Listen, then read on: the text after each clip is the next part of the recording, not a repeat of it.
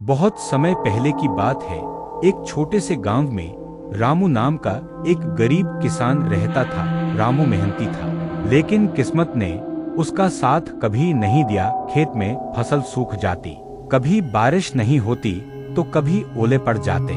एक दिन रामू अपने खेत के कोने में एक पुरानी दीवार तोड़ रहा था। अचानक उसके हाथ एक चमकते हुए पत्थर से टकराए। जैसे ही उसने पत्थर को हटाया, जमीन से नीली धुएं की लकीर उठी और एक विशाल जिन प्रकट हुआ। उसकी आंखें अंगारों की तरह लाल और शरीर बादलों सा था। जिन ने जोरदार आवाज में कहा, ओ मनुष्य, मैं जिन गुलाम हूँ जिसने मुझे आजाद किया। मैं उसका वफादार गुलाम बन जाता हूँ। अब बताओ मालिक, क्या हुक्म है? रामू पहले तो डर गया, लेकिन फिर हिम्मत करके बोला, अगर तू वाकई मेरा गुलाम है तो मुझे एक ऐसा खजाना दिला जिससे मैं अपनी जिंदगी सुधार सकूं और गांव वालों की भी मदद कर सकूं। जिन ने मुस्कुराकर कहा, जो हुक्म मालिक। फिर जिन ने हाथ में एक पुराना नक्शा दिया।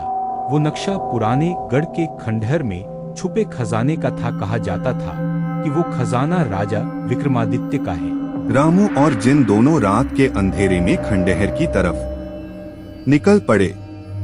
रास्ता डरावना और सुनसान था। जगह जगह जंगली जानवरों की आवाजें और अजीब सी सायों की हलचल होती। मगर जिन रामू के आगे आगे चलकर रास्ता साफ करता। जब वो खंडहर पहुंचे तो वहां एक विशाल पत्थर का दरवाजा था, जिस पर लिखा था, जो सच्चे दिल से आएगा वही इस द्वार को पार करेगा। रामू ने अपनी किस्मत पर भरोसा करके जिन के साथ दरवाजे को छुआ और दरवाजा खुद ब खुद खुल गया।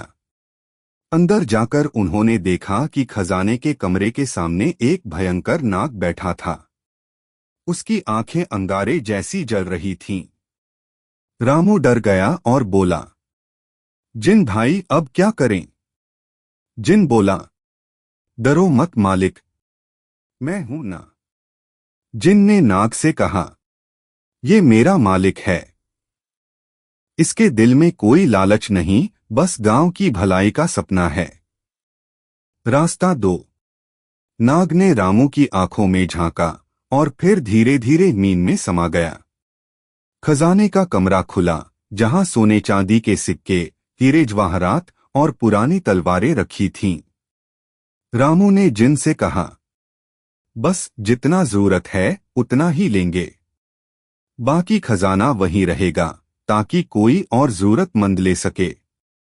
जिन मुस्कुराया और बोला, आप सच्चे मालिक हैं, मैं हमेशा आपके साथ रहूंगा। रामू गांव लौटा, गांव की भलाई के लिए कुएं बनवाए, अनाथ बच्चों के लिए स्कूल खुलवाया और हर गरीब को अनाज बांटा। जिन हमेशा उसके साथ वफादारी से खड़ा रहा। और कहते हैं, आज भी अगर रात के अंधेरे में उस खंडहर के पास कोई नेक दिल इंसान जाता है तो वो जिन उसकी मदद करता है।